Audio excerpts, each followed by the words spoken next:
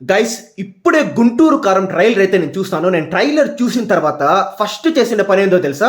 ఇదే ట్రైలర్ ఇంకొక 5-6 సార్లు చూస్తానన్నమాట.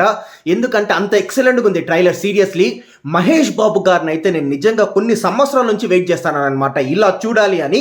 అంటే త్రివిక్రమ్ గారు అప్పుడే వచ్చేసి కలేజా మూవీతో చాలా కొత్తగా చూపించినారు.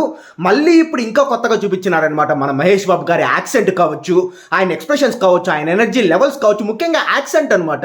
నిజంగా ఎక్సలెంట్గా ఉంది. ఆయన డైలాగ్స్ కొన్ని చెప్తున్నారు కదా ఈ ట్రైలర్లో వచ్చేసి, కొడితే పెళ్ళా ముందర ఉంచుకుని దాని పేరు చెప్పేసి ఇలా ఏంటి చూడంగానే మజా వచ్చిందా, హార్ట్ బీట్ పెరిగిందా, ఈలే ఇల్లు అనిపించిందా, ఆడు ఇంజనీరింగ్ చేశాడు మరి అంటే ఇలాంటివన్నీ వింటూ ఉంటే నాకు నిజంగానే ఇంకా వింటేజ్ మహేష్ బాబు గారు మనం అంటాం కదా, పోకిరి కావచ్చు, లేకపోతే దానికి ముందర ఎనర్జెటిక్ మూవీస్ కావచ్చు, మళ్ళీ ఆ మహేష్ బాబు గారు బ్యాక్ అని నాకు అనిపించింది. And oh my god, star cast ఎంతమంది సీరియస్లీ.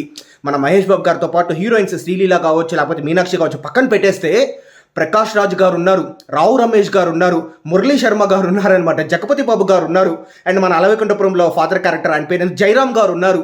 సో ఇంతమంది స్టార్ కాస్ట్ అనమాట. మళ్ళీ లేడీస్ కావచ్చు, వామ్మో స్టార్ కాస్ట్ అయితే భారీగా ఉన్నారు.